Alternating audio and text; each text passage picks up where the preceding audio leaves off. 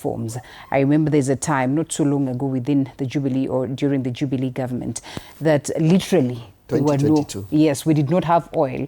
Was it 2022? Yes. Just coming to this election. And because of the Russian conflict. Yes, yes. The Russian conflict. Literally did not have fuel. The pumps and the prices as well shot up and all that. We saw the government then taking, ways of, different ways of cautioning mwananchi, subsidy and all that, that had other ramifications into the economic flow. And therefore we need to understand, as the president takes this direction, as the country takes this direction, at the expense of what?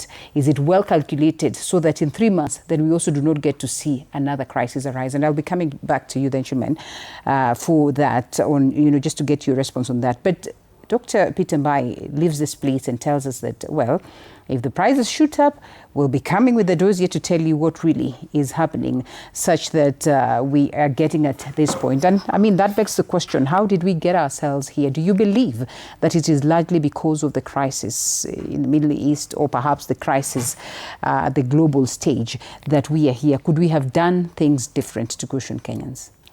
Thanks so much, Linda. I'm here with a very heavy heart because we were here the other day and we were hoping, because we told government, your secrets are out in the open. I mean, we have been in government. We know people. We have information. And we said, don't try to go there. Okay. Don't increase this fuel. Because we knew. There's a team that had been sent to Dubai to go do shopping and make deals. Make deals, add with 40 so that people can get their cuts. We knew. People left, and I said here, people left on Sunday 5th to go to Dubai. He has admitted.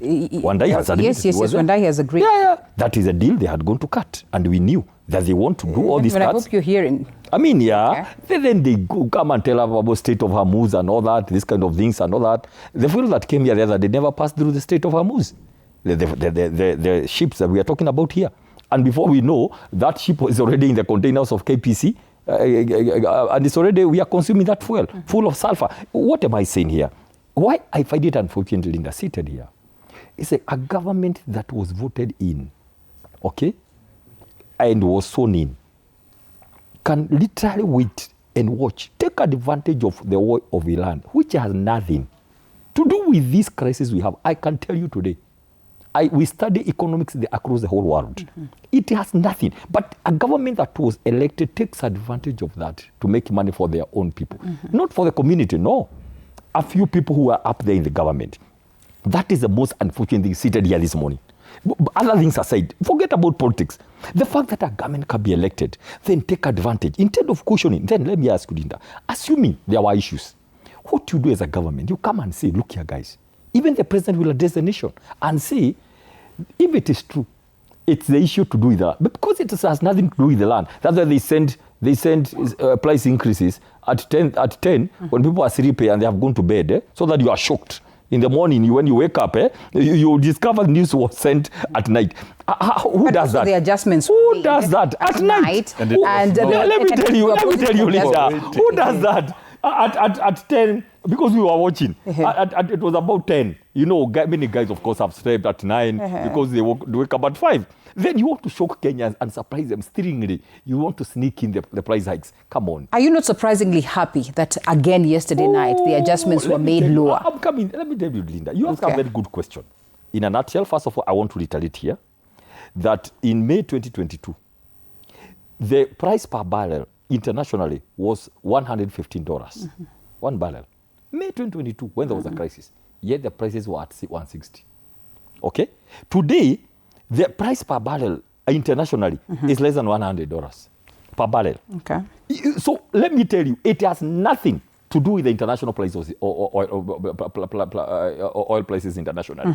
This is something that has, and I can tell you this, Linda, the fuel we are consuming today, you remember the issue of holding? Yes. That fuel came to Kenya long time ago. Long time ago. You cannot, it's not like a fuel like the sheep dogs and tomorrow. That is the fuel we're expecting. We have a person who's right at the heart of it. He can confirm whether it is the case. Let me tell you. I'll tell you these things because we know. Number 2, you deliberately make sure there are no reserves in this country. Another failure of government. And by the way, when we say that, Linda, this is nothing personal. It's nothing political. You cannot be a government that has no reserves. Just like the strategic gain reserves. You can't be. How? What are you doing in governance? You make sure there's no 90 days to cushion.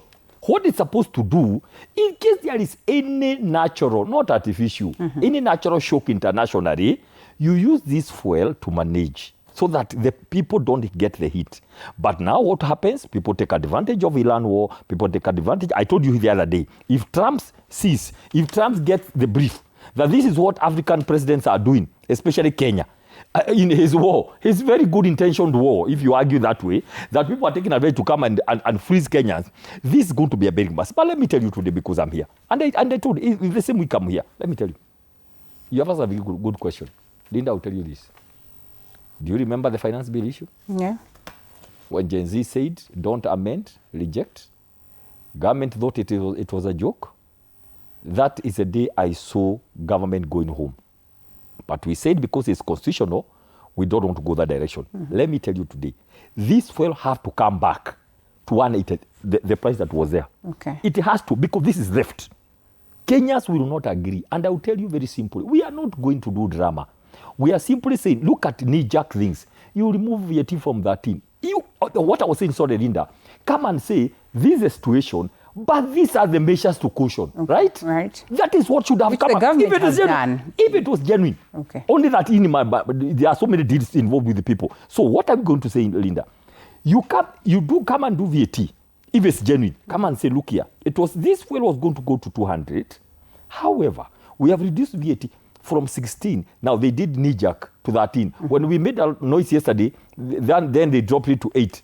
That is only one. We expect within the following hours, fuel levy that was increased in, again, no public participation.